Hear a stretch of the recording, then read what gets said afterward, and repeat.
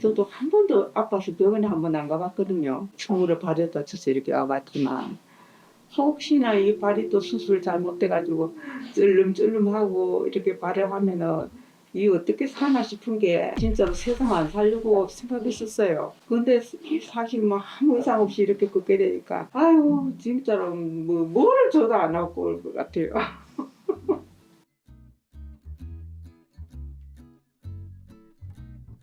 제가 이제 꿈이다 보니까 처음에 모병원에 응급실에 갔었어요. 갔는데 이제 대본에 많이 붓더라고요. 근데 이제 부어서 이제 안 부어가 빠지려고 하면 최대 15일까지 기다려야 된다 그랬어요. 근데 이제 사실 그 수술해갖고 기다리면 괜찮은데 못 쓰는 상태에서 기다리니까 발은 자꾸 부어있지. 아 말도 못하게 고민이었는데 딸내미가 이 선생님을 알아가지고 그냥 3일 만에 이렇게 서울로 올라왔어요. 올라와서 이 선생님 보시기에 이렇게 수술해도 된다고 말씀하셔서 수술했는데 아무 그런 통증도 한 번도 안 느끼고 저는 이 발을 못 뻗거나 또 막 찔렁거리기나 할까봐 정말로 아유 세상 다 잃는 그런 기분이었어요. 정말 수술 잘해가지고 행운인 것 같아요. 수술하고 연고가 너무 좋아서 다른 분은 그 많이 붓고 통증이 뭐 있다고 했는데 저 같은 경우에는 수술하고 이상하게 한 번도 아픈 적이 없었어요.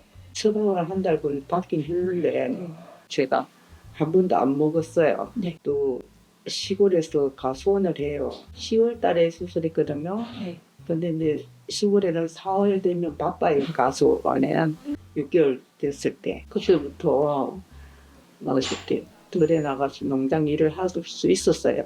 그 이후로는 등산도 가고 일상생활에 전혀 불편 없고 붓기나 이런 것도 없고 일단 한 번도 통증이 없었으니까 잘 놀이 다니고 그래서 네, 김지번 선생님께 정말로 뭐 감사드려요.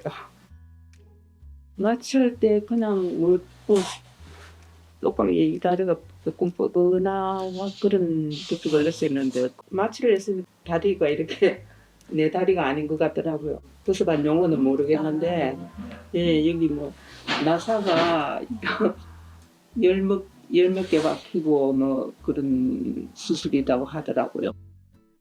어쨌든 간에 이게 안 아프고 이렇게 뭐 탓을 잘 움직일 수 있고 하니까 네, 그렇게 빨리 회복되는 것 같아요.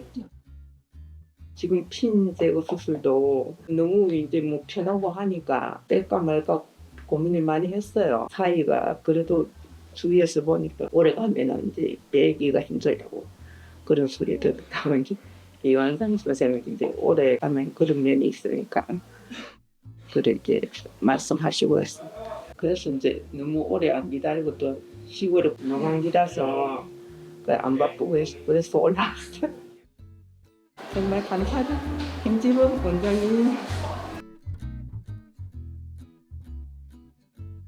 이 환자분은 63세 여자 환자분이셨고요. 환자분이 과수원을 하고 계셨어요. 그래서 과수원에서 일을 하시다가 높은 곳에서 떨어지면서 뒤꿈치로 땅에 착지를 했고 그 후에 생긴 발의 통증, 그러니까 뒤꿈치 부위의 통증과 부종, 많이 부어있는 거를 주 증상으로 저희 쪽에 내원하셨습니다. 그래서 이렇게 증상이 있고 환자분이 높은 곳에 떨어졌을 때 발이 많이 붓고 아프면 당연히 저희가 이제 종골골절을 의심을 합니다. 그래서 오셔서 저희 병원에서 종골골절을 검사하기 위해서 방사선 검사와 CT 검사를 시행을 했고 그 결과 환자분의 종골이 많이 부서져 있는 게 확인이 됐습니다. 종골골절은 높은 곳에서 떨어지니까요. 이게 고에너지 손상이거든요. 그래서 종골의 바깥쪽의 외연, 전체적인 모양도 많이 부스러지고 또 종골은 종골 위에 쪽에 있는 거골과 관절을 이룹니다. 그래서 거골과 이루는 관절면도 많이 부서져 있어서 수술이 필요한 상황이었습니다.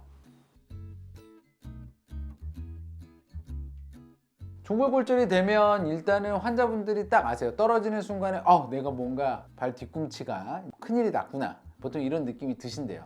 그리고 두 번째로는 굉장히 심하게 붓습니다. 특징적으로요. 정말 제가 코끼리 발이라고 이야기를 하는데요. 아무리 날씬하신 분도 종골골절이 있으면 종골 자체가 굉장히 혈류가 좋은 뼈이기 때문에 골절이 되면 피가 굉장히 많이 나고 그래서 붓기가 굉장히 심한 게 특징입니다. 그리고 발을 디딜 수가 없어요. 통증이 있어서. 보통은 골절이 있어도 내가 통증을 참고 어느 정도 발을 디딜 수가 있는데 발을 디딜 수가 없을 정도로 뒤꿈치에 통증을 호소하십니다. 그래서 너무 심하게 붓고 너무 심하게 아프다. 그리고 나는 높은 곳에서 떨어졌다. 그러면 거의 99% 종골골절입니다.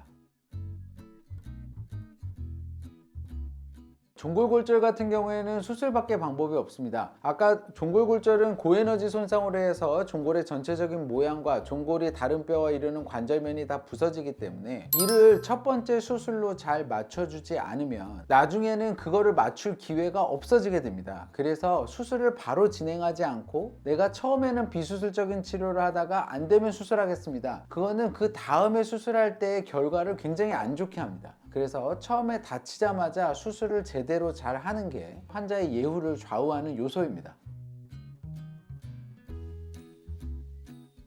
종골골절이 있는 경우에는 환자분을 수술할 때 제일 첫 번째는 수술의 시기를 잘 잡는 게 중요합니다. 제가 아까도 말씀드렸지만 종골골절이 있으면 환자분의 발이 코끼리발처럼 많이 붓는다고 말씀을 드렸잖아요. 그래서 붓기를 일단은 빼고 수술을 해야 돼요. 두 번째로는 또 너무 오래 기다려서는 안 됩니다. 골절이 있는 상태에서 너무 오래 기다리면 그 안에서 뼈가 어느 정도 굳기 때문에 보통 제가 2주일까지 기다린다고 설명은 드리지만 일주일 이상은 저도 못 기다려요. 그래서 일주일 정도까지 기다려보고 붓기를 어느 정도 뺀 다음에 저희가 수술을 합니다. 수술을 하면 마취가 중요한데요. 종골골절은 무릎 아래쪽만 하는 마취를 저는 선호합니다. 척추 마취를 할 수도 있지만 척추 마취를 하면 소화 기능이라든지 배변 기능에 장애가 생길 수가 있기 때문에 저는 무릎 아래쪽으로만 마취를 하고요. 수술장에서는 재워드립니다. 그 상태에서 종골골절이 있는 부분을 절개를 하고 뼈를 맞춘 다음에 나사와 철판을 이용을 해서 저희가 고정하는 수술을 하고요. 수술은 보통 1시간에서 1시간 반 정도 걸립니다. 그리고 수술 후에 상처가 안정화될 때까지 항생제를 쓰면서 입원해 계시는데 보통 수술 후 4일에서 5일, 길게는 7일 정도가 소요가 됩니다. 그 후 상처가 안정화되면 환자분이 통기부스를 하고 퇴원하십니다. 그리고 그 통기부스를 한 상태에서 목발을 짚고 집에서 생활하시고요. 총 통기부스 기간은 수술 후 6주까지 합니다. 그리고 6주 후에 환자분이 통기부스를 풀고 반기부스를 한 상태에서 걷는 연습을 2주간 하시고요. 나머지 4주간 재활을 합니다. 이렇게 12주간 기부스도 하고 재활 운동도 하게 되면 일상생활로 복귀가 가능합니다. 그래서 골절 수술 후에 아까도 제가 말씀드렸지만 기부스하고 4주 정도 재활이 필요하다고 말씀드렸잖아요. 그 재활 운동 기간이 굉장히 중요합니다. 일단 첫 번째로 종골골절이 있으면 지면을 디디는 능력이 굉장히 줄어들어요.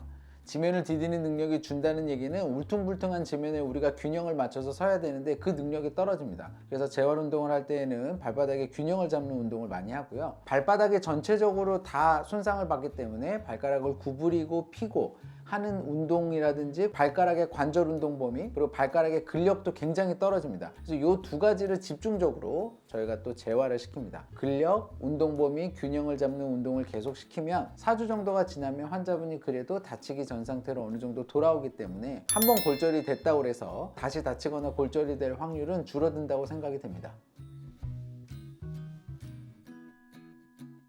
굉장히 중요한 말씀이신데요. 첫 번째로 저희가 일상생활에서 지켜야 될 거는 종골골절 환자분들은 발바닥에 뼈가 부러진 거잖아요. 뒤꿈치에 뼈가요. 하지만 뒤꿈치에 있는 살도 다 터져 있습니다. 그래서 그 다 터진 살로 맨발로 막 디디다 보면 발바닥에 통증이 생길 수가 있어요. 그래서 종골골절 후에는 실내에서도 슬리퍼를 신는 게 중요합니다. 두 번째로는 종골골절 환자분들은 종골과 연결이 되어 있는 거골의 관절면이 박살이 난 거를 저희가 다시 맞추는 과정이기 때문에 얘가 또 언제든지 관절염이 올 수가 있습니다. 그래서 종골골절 환자는 수술 후에는 가능하면 운동화를 신고 더 노력을 한다면 발에 맞춰서 깔창을 신어서 종골골절에 깨진 관절면으로 인해서 관절염이 오지 않도록 예방하는 게 중요합니다. 그래서 실내에서는 슬리퍼 신으시고요. 밖에 다니실 때는 운동화, 가능하다면 깔창까지 갖춰서 신는 게 좋겠습니다. 원장님 오늘 말씀 감사드립니다. 네, 경청해 주셔서 감사합니다.